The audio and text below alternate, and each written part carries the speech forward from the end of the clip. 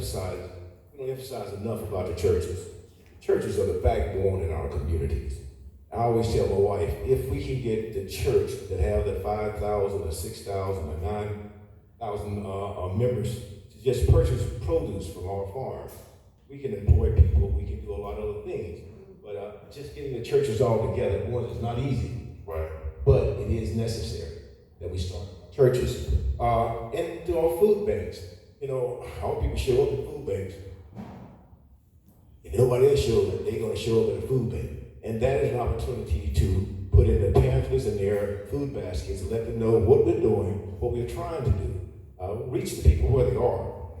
Through our college students, through our high school students, those in the 4-H clubs, those in the FFA, learning about the environment, getting them interested in the environment, having ecology days on your school campuses or at the university level. All of these things makes a difference. And I know it does. And through other programs, our Greek organizations, these are the educated ones who have finished high school, finished college. If they don't get it, nobody's going to get it. And there's a lot of them there. Make them do what they say they want to do in our communities. Make them help support the underserved communities. These things are most important, but we have to start with the churches, I do believe. I like to push back on that just a little bit from someone who works in the community in South St. Pete throughout the city as we were building the Storm Squad and getting ambassadors and storm captains and putting the program together.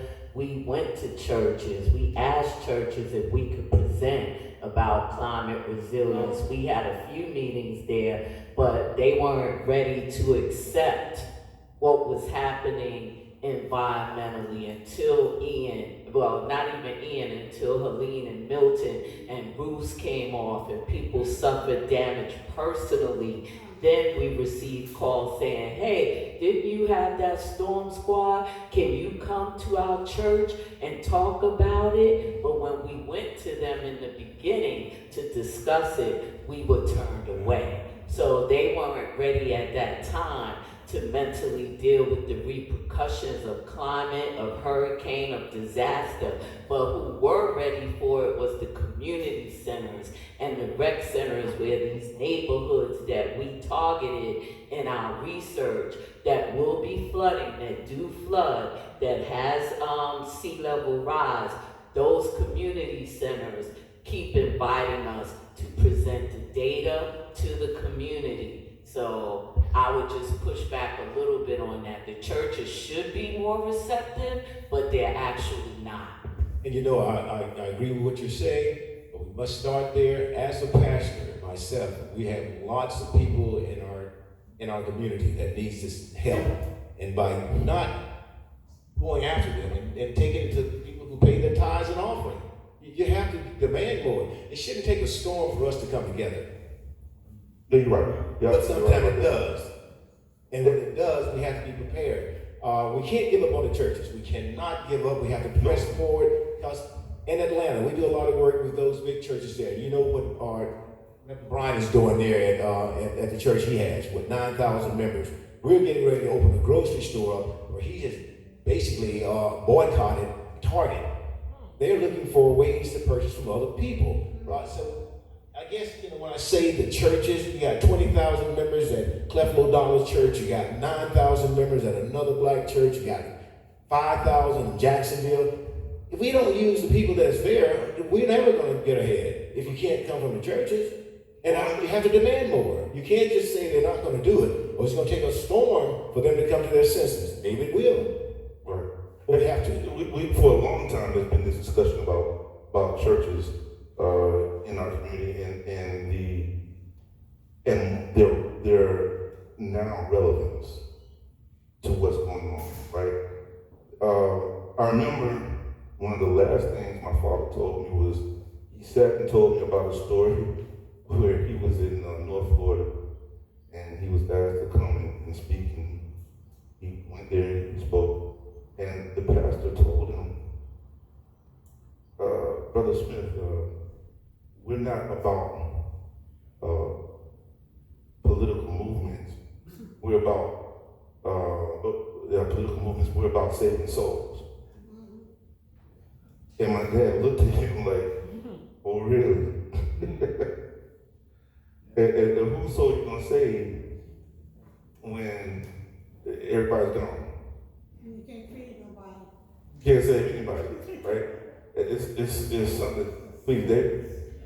So, as a person who is retired, I joined, as Walter knows, I joined a lot of organizations, and I probably don't know how many. But some of you may know the HEMES principles of democratic organizing. HEMES is spelled JEMEZ.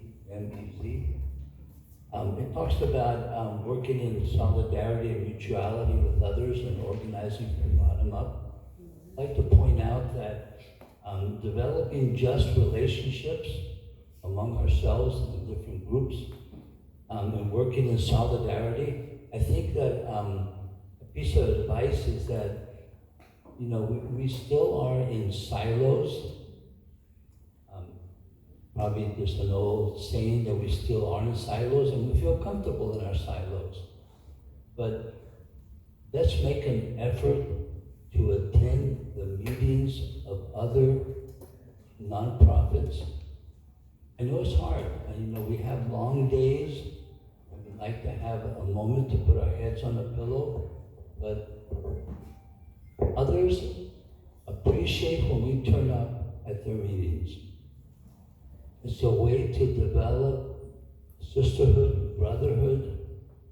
Just by turning up, somehow it encourages others to feel that they are not alone. It's a difficult thing to do, to turn up to one more meeting when you have like 3 in the day already. But it energizes yourself and it energizes other people, and it builds up that extra solidarity, mutuality for others. It breaks down the concept that we are working in silos. So I'd like to just leave that concept that is very small, but just to attend the meeting of another group to build that intersectionality if possible. What's wrong with that? What's wrong with that? I wanna, before we do that, I do wanna go back to Brother Life. I want to, I've seen you in action, right? And there's a strategy, there's a method to the madness, right? I've seen you with the bull on, but you're there with a specific purpose, specific strategy, to come up with a specific resolution, right? Talk to us about strategies and platforms. I think that's one of the things that we really need to focus in on, is understanding really how to establish strategies and platforms for your coalitions or your movements as we look at how to build a movement. Thank you. So one of the things I would say, talk to the people. Find out what the people want. Clearly we can see a lot of the things that are important, but like you mentioned, what's going on in East Gainesville might not be the same as what's happening or affecting Sarasota most immediately or most previously. So we want to hear from everybody who we can reach and get some ideas about what's important to them where they are environmentally, and their ideas about how to bring those solutions into being. And once we kind of do that broad brainstorming, we can only handle so much, but we pick, so to speak, our 10 commandments, our 14-point platform, our 5-point platform, whatever it is. It's an environment, it's not necessarily the environment isn't complicated, but it's quite simple too. We need it clean, we need it sustainable, so it don't have to be this great big platform. It just needs to say something that directs us as to what it is we want to accomplish, and find out if other people want to do it too. You know, you can be a part of the coalition if you believe in these principles and are willing to work, you know, in line with those principles. As far as that's how I would begin to build a platform, listen to people. But as far as strategy is concerned, in my view, strategy has a lot to do with structure, and we gonna have to. It's gonna have to be a leader. Somebody gonna have to be the leader, and people gonna have to follow. I don't know of too many organizations that succeed without that kind of structure. And I've seen, certainly in Black Liberation Movement, something like democratic centralism works.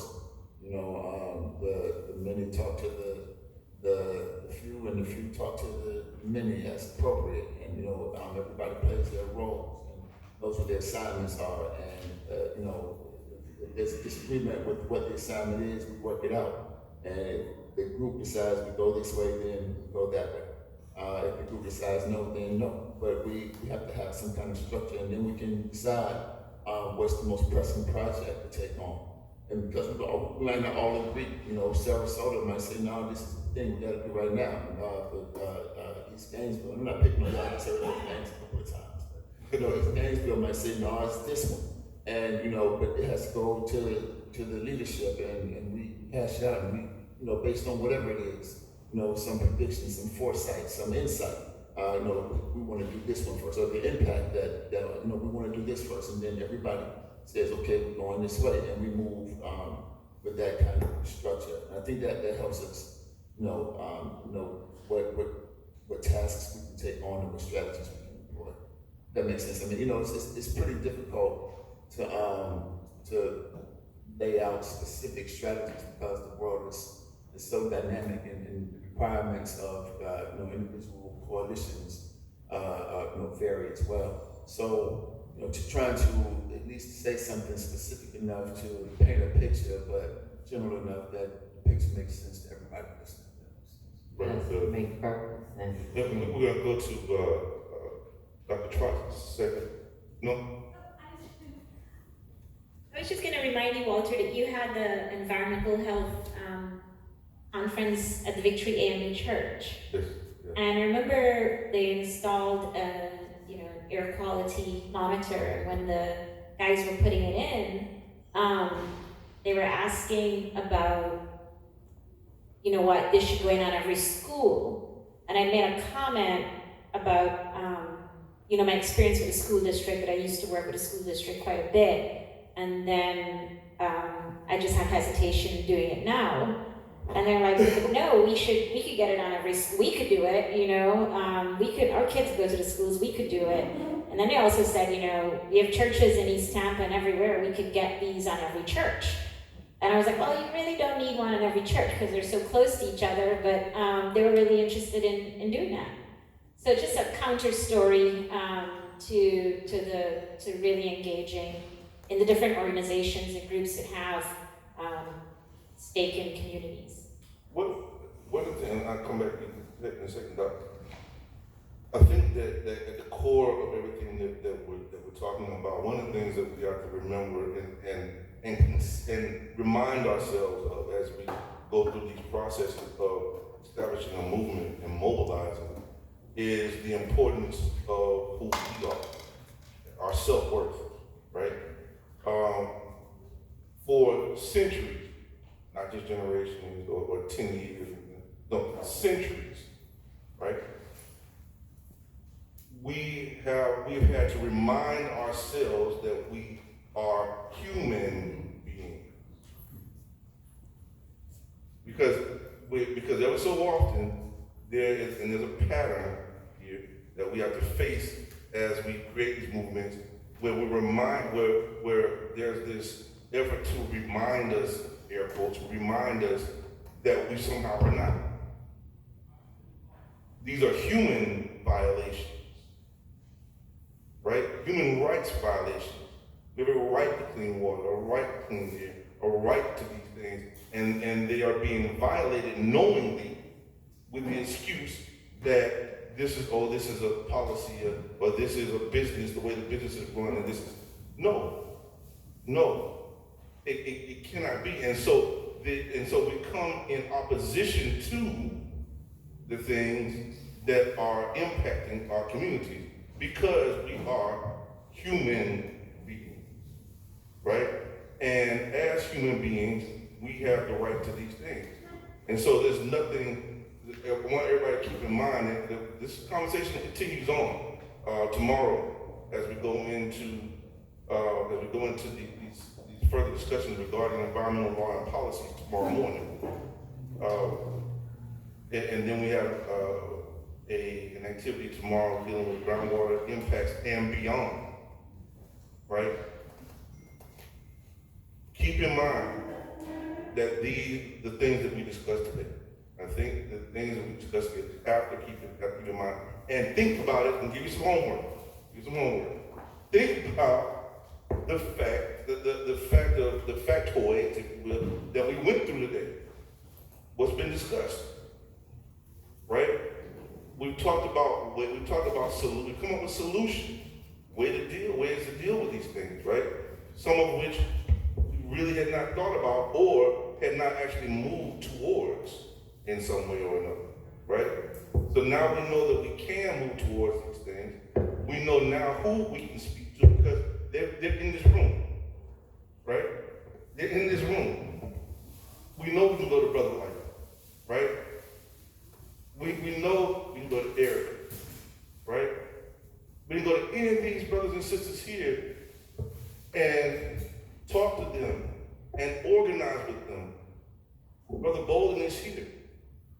All of us are here for this reason. And so, please, ma'am, please, sir, don't let this end here. This conversation doesn't end here. It's a practice. This isn't just a conversation. This is something that you put into practice. A community of practice. A community of practice. Literally. Right? So let's make something happen. All right? Hey, listen. Thank you, everybody, for coming out today. Tomorrow, we continue. Tomorrow, to be continued, as my brother Life Mac always said, to be continued tomorrow morning. We'll be here at 9 a.m. to recap and begin the day. All right?